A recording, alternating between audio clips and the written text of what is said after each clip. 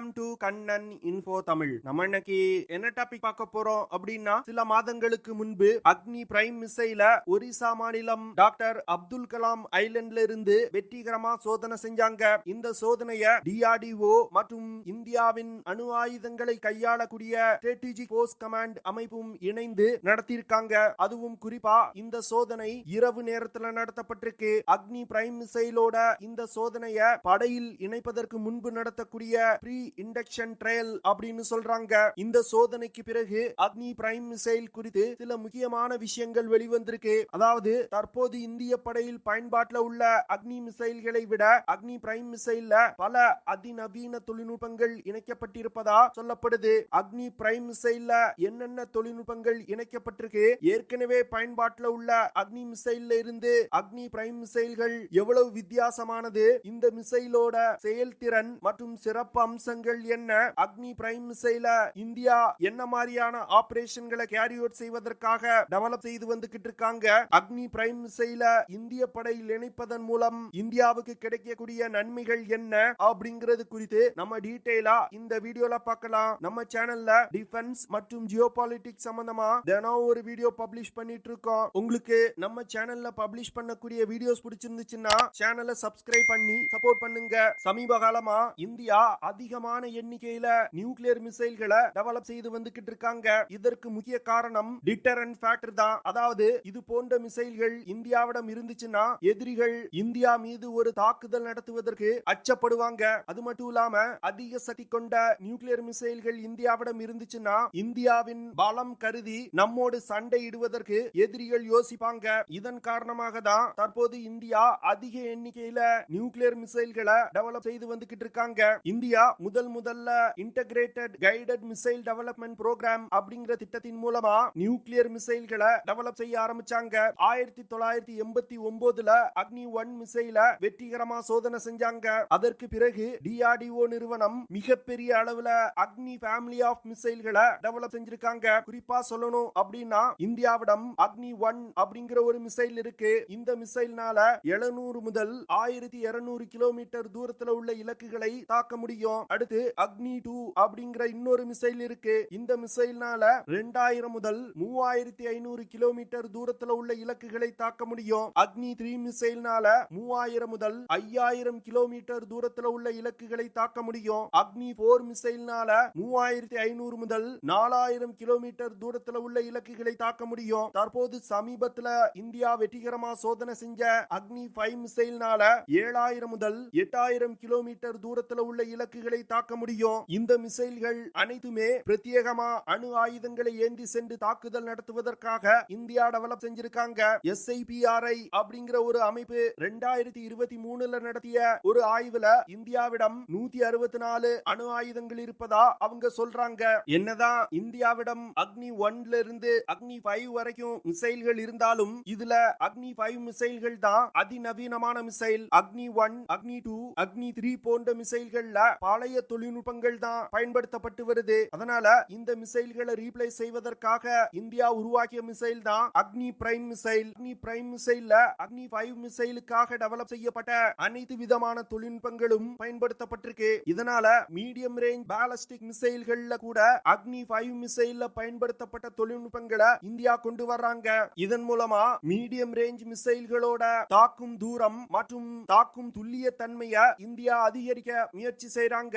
Agni prime missile Agni serious of மிசைல்கள்ல ஒரு next generation missile அப்படின்னு சொல்லப்படுது. இந்த மிசைல்ல பல அதிநவீன கட்டிங் எட்ஜ் தொழில்நுட்பங்கள் பயன்படுத்தப்பட்டிருக்கு. இந்த தொழில்நுட்பங்கள் பழைய அக்னி மிசைல்கள்ல கிடையாது. குறிப்பா சொல்லணும் அப்படின்னா அக்னி பிரைம் மிசைல்ல காம்போசிட் ப்ரொபல்ஷன் சிஸ்டம் பயன்படுத்தப்பட்டிருக்கு. அது மட்டும் இல்லாம இன்னோவேட்டிவ் கைடிங் மற்றும் கண்ட்ரோல் மெக்கானிசமும் இந்த மிசைல்ல இணைக்கப்பட்டிருக்கு. இது போன்ற தொழில்நுட்பங்கள் இந்த மிசைல்ல இணைக்கப்பட்டிருக்கிறதுனால மிசைலோட எடை மிகவும் குறைவா இருக்கு. அது மட்டும் இல்லாம காம்போசிட் மெட்டீரியல்களை கொண்டு அக்னி பிரைம் மிசைல தயாரிச்சிருக்கிறதுனால மிசைலோட ஸ்டெல்த் திறன் அதிகமா இருக்கு. இதனால எதிரிகளின் ரடார் சிஸ்டத்தினால இந்த மிசைல்களை கண்டுபிடிக்க முடியாது. மிசைலோட கைடிங் மற்றும் கண்ட்ரோல் மெக்கானிசத்திலையும் இம்ப்ரூவ்மெண்ட்ஸ் கொண்டு வந்திருக்கிறதுனால மிசைலோட தாக்கும் துல்லிய தன்மையும் மிகப்பெரிய அளவுல அதிகரிச்சிருக்கு. அக்னி பிரைம் மிசைல் ஒரு 2 ஸ்டேஜ் கொண்ட சாலிட் ப்ரொபல்லன்ட் மோட்டாரை பயன்படுத்தி இயங்கக்கூடிய இருக்கக்கூடிய மிசைலோட மூணாவது ஸ்டேஜ்ல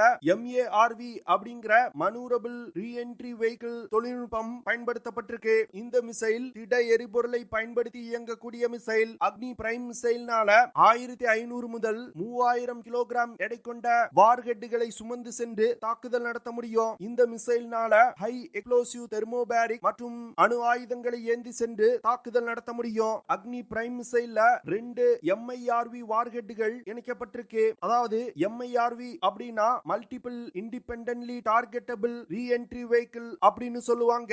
அதாவது MIRV வார்ஹெட் தொழில்நுட்பத்தின் மூலமா ஒரே மிசைலை பயன்படுத்தி வெவ்வேறு திசைகள்ல வெவ்வேறு தூரத்தில் இருக்கக்கூடிய 2 இலக்குகள் மீது தாக்குதல் நடத்த முடியும். இந்த மிசைல்னால 1000 முதல் 2000 கிலோமீட்டர் தூரத்தில் உள்ள இலக்குகளை மிக துல்லியமா தாக்க முடியும். DRDO ஏற்கனவே அக்னி 5 மிசைல்ல அதிகமான காம்போசிட் மெட்டீரியல்களை பயன்படுத்தி இருக்காங்க. அதே தொழில்நுட்பத்தை தற்போது அக்னி பிரைம் மிசைல்ல பயன்படுத்தி இருக்காங்க. அக்னி பிரைம் மிசைல்ல இருக்கக்கூடிய ப்ரொபல்ஷன் சிஸ்டம் மற்றும் மோட்டார் கேசிங்ல காம்போசிட் மெட்டீரியல்கள் பயன்படுத்தப்பட்டிருக்கு. இதனால மிசைலோட ப்ரொபல்ஷன் சிஸ்டத்தோட செயல்திறன்ல மிகப்பெரிய முன்னேற்றம் ஏற்பட்டிருக்கு. அது மட்டும் இல்லாம மிசைலோட எடையும் மிக அதிக அளவுல குறைஞ்சிருக்கு. இந்த மிசைல்ல டியூவல் ரிடண்டன்ட் நேவிகேஷன் மற்றும் கைடிங் சிஸ்டம் இணைக்கப்பட்டிருக்கு. இந்த தொழில்நுட்பத்தின் மூலமா மிசைலோட அக்யூரசில மிகப்பெரிய அளவுல முன்னேற்றம் ஏற்பட்டிருக்கு. இது தவிர இந்த மிசைல்ல ring laser gyro inertial navigation சிஸ்டமும் மாடர்ன் மைக்ரோ நேவிகேஷன் சிஸ்டமும் இணைக்கப்பட்டிருக்கு. இந்த 2 தொழில்நுட்பங்களும் அக்னி 5 மிசைலுக்காக இந்தியா டெவலப் செய்தது. அக்னி பிரைம் மிசைல்ல பயன்படுத்தப்படும் MIRV வார்ஹெட்டுகள் மிசைல் லான்ச் செய்யப்பட்டு பூமியோட அட்மாஸ்பியருக்குள்ள நுழைந்ததும் வெவ்வேறு திசைகள்ல பறந்து சென்று இலக்குகள் மீது தாக்குதல் நடத்தும். இது போன்ற திறன் மற்ற பாலிஸ்டிக் மிசைல்கள்ல கிடையாது. அதாவது அக்னி பிரைம் மிசைல்ல பயன்படுத்தப்படும் MIRV வார்ஹெட்டுகள்ல 4 டெல்டா பின்ஸ் இணைக்கப்பட்டிருக்கு. இந்த டெல்டா பின்ஸை பயன்படுத்தி வெவ்வேறு திசைகள்ல பறக்கும் திறனை இந்த MIRV வார்ஹெட்டுகள் பெற்றிருக்கு. MIRV வார்ஹெட்ல இருக்கக்கூடிய டெல்டா பின் தொழில்நுட்பத்தை ஏற்கனவே America common hypersonic glide vehicle mark 1 அப்படிங்கிற மிசைல்ல பயன்படுத்தி இருக்காங்க.